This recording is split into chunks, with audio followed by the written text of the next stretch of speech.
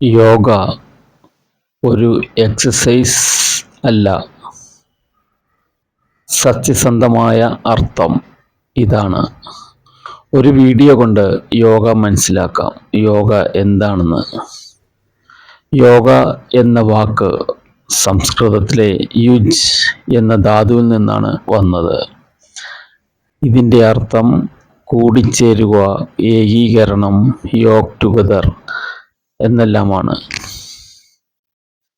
ശരീരം പ്ലസ് മനസ്സ് പ്ലസ് ആത്മാവ് ഒരുമിച്ച് കൊണ്ടുവരുന്ന ഒരു പ്രക്രിയയാണ് യോഗം. വിവിധ ഗ്രന്ഥങ്ങളിൽ യോഗത്തിൻ്റെ നിർവചനങ്ങൾ നോക്കാം. പതഞ്ജലി മഹർഷിയുടെ യോഗസൂത്രത്തിൽ പറഞ്ഞിരിക്കുന്നത് യോഗ ചിത്തവൃത്തി നിരോധ എന്നാണ്.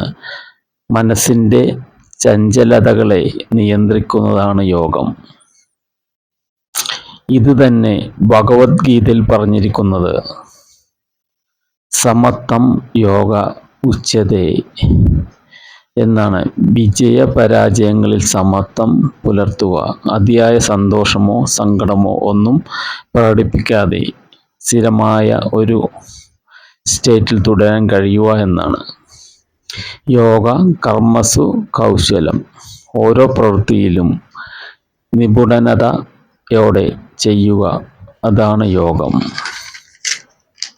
ഹഠയോഗ പ്രദീപികയിൽ പറഞ്ഞിരിക്കുന്നത് ശരീരവും പ്രാണനും നിയന്ത്രിച്ച് ആത്മജ്ഞാനം നേടുക എന്ന് പറയുന്നു. ഉപനിഷത്തുകളിൽ പറഞ്ഞിരിക്കുന്നത് ആത്മാവും പരമാത്മാവും ഒന്നാകുന്നത് ആണ് യോഗം എന്നാണ്. യോഗത്തിൻ്റെ ചരിത്രം നോക്കുകയാണെങ്കിൽ 5000-ലധികം പഴക്കമുള്ള യോഗ ഇന്ത്യയുടെ സംഭാവനയാണ്. സിന്ധു നദീ തട സംസ്കാരത്തിൽ പോലും യോഗത്തിൻ്റെ ചിത്രങ്ങൾ കണ്ടെടുത്തിട്ടുണ്ട്. പതഞ്ജലിയാണ് യോഗത്തെ സൂത്രീകരിച്ചത് ശാസ്ത്രീയമായി. പിന്നീട് ലോകമെമ്പാടും പ്രചരിച്ചു. ഇന്ന് health plus fitness plus mental peace വേണ്ടി യോഗ ഉപയോഗിക്കുന്നു. യോഗ ശരിക്കും ഒരു മോക്ഷശാസ്ത്രമാണ്.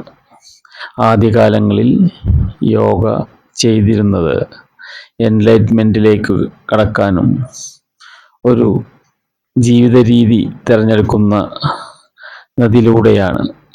ഇപ്പോൾ നമ്മുടെ പുതിയ യുഗത്തിൽ ജീവിതശൈലി രോഗവുമായി ബന്ധപ്പെട്ട് ഒട്ടനവധി ഗുണങ്ങൾ ഇതിൽ നിന്ന് ലഭിക്കുമെന്ന് മനസ്സിലാക്കി യോഗ നമ്മൾ ചെയ്തു വരുന്നു.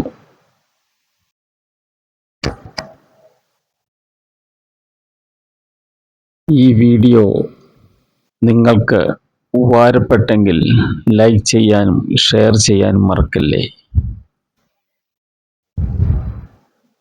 നിങ്ങളുടെ സുഹൃത്തുക്കൾക്ക് ഷെയർ ചെയ്യാനും ഇഷ്ടപ്പെട്ടെങ്കിൽ ലൈക്ക് ചെയ്യാനും മറക്കല്ലേ. Yoga is not just exercise, it's a way of life. ഇതൊരു ജീവിത രീതിയാണ്. നന്ദി, നമസ്കാരം.